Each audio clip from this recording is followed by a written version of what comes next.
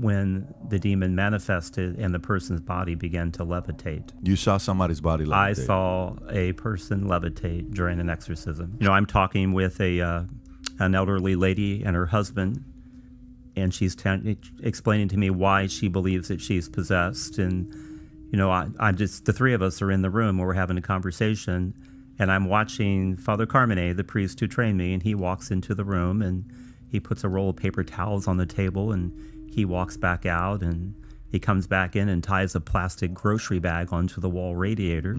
He walks back out again, and he comes in, and this time he has a purple stole, which is a piece of purple cloth that a priest will drape around his neck as a sign of his priestly office. He has the rite of exorcism in his hand, and he immediately takes holy water and he blesses this little elderly lady. As soon as the drops of water hit her, the demon manifested. Her eyes rolled in the back of her head. She began foaming at the mouth, growling and snarling, and throwing out all kinds of blasphemies. Such as? You know, she was insulting God. Oh, okay. She was insulting me and Father Carmine and just about anyone. Basically, doing anything as a way to disrupt this particular prayer of the church. And then you said, so you've seen many. So that was the first one you saw. Was there anything that was more extreme than her? Absolutely. The one that really stands out the most was during an exorcism when the demon manifested and the person's body began to levitate. You saw somebody's body levitate? I saw a person levitate during an exorcism. How much was the levitation? The person rose about a foot out of the chair they were in, because I'm looking at this in disbelief, and Father Carmine is praying the rite of the church, the prayers, and he's glancing over and looking, and he looks back at his book, he looks back at the person, he looks back at his book, then he takes his hand, puts it on the head of the person, and pushes him back down into the chair without ever pausing for even one moment in the prayer. Was any of that caught on camera? The church does not videotape. Oftentimes, people... How convenient, Father. But let me ask this question. But the reason the church does that is to protect the identity of the individual. So obviously at this point, you know, Adam believes in this stuff a lot. I am very skeptical, just to put it out there. And I'd like to see what the audience has. But the mixture of who we have today is perfect, of where I think it's healthy to be skeptical. So, you know, if I go to a David Copperfield show and I kind of see, you know, what the works he's doing, I look up, I see the strings, I'm like, that's pretty cool how they're doing it. But in this setting, when that happened, how many people were in the room when you saw this? It was me, another priest, Father Carmine, the individual, and a family member that was with him. So five of you. 5 of us. So it's not.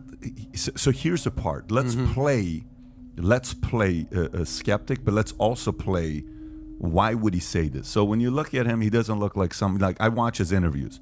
You know, there is what is like yesterday. The biggest thing was what's the motive? Like when I watch Bob Larson, I'm not gonna lie. I don't know how you feel about Bob Larson. You look like you have some opinions on Bob Larson, or no? We all do. Okay, so I'd be curious to get your feedback on Bob Larson. And Bob Larson is who exactly? He's a famous exorcist. Do you know who Bob Larson with the daughters? Is that him? him? Yeah. Bob Larson's the guy with the daughters. This is Bob Larson. So yeah, I've seen him. A guy like him is why nobody would believe in exorcism. Okay. Yeah. Because this is the part where it's the flamboyant, the showmanship, the, you know, all this stuff that I have a hard time. You may. What's your opinion on Bob Larson before I even go further?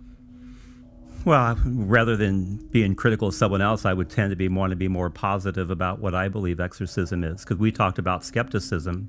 An exorcist is trained to be a skeptic. I should be the very last person in the room to believe that somebody is truly dealing with extraordinary demonic activity. Every other possible explanation needs to be exhausted. And that's the approach the Catholic Church takes. That's why even in the United States, we have a protocol that we follow. And step number 1 of the protocol is for the person to have a psychiatric evaluation. Step 2 is to have a physical examination, because the church wants experts in the mental health field and in the medical sciences to weigh in on what is happening or what this person believes is happening in their life. I will say, because I am publicly known as an exorcist, I receive the high volume of people who reach out to me. But the majority of the people who reach out to me have already self-diagnosed. And any exorcist will tell you that when somebody has self-diagnosed, 99% of the time, it's not something demonic. 99% of the time, it's not something that, it's more like DID, or it's something else that. Absolutely, yes. Okay. When someone self-diagnoses, meaning they think that they're possessed by a demon, 99% of the time, it's not accurate. Correct. Okay. So they're calling me and saying, I'm possessed and I need an Right. exorcism. And my response would be, no, you're not. We may get to that point, but we have to look at what is actually wrong with them at that point. They're schizophrenic, they're bipolar, they're on drugs, they're depression. What's the? It could be all of those, and that's why it has to be investigated, because I would be the first one to say the church would do greater harm to someone if she labels that person as being possessed, and that label prevents the person from getting the true help that they need. So there may be other people that are exorcists that may be too quick to believe that somebody is possessed. But again, I think that would do greater harm if it prevents them from going and getting help from the psychiatrist or their family doctor. Because the overriding goal should be to get help for the person who is suffering, whether that be due to spiritual, physical, or mental problems that they're having in their life.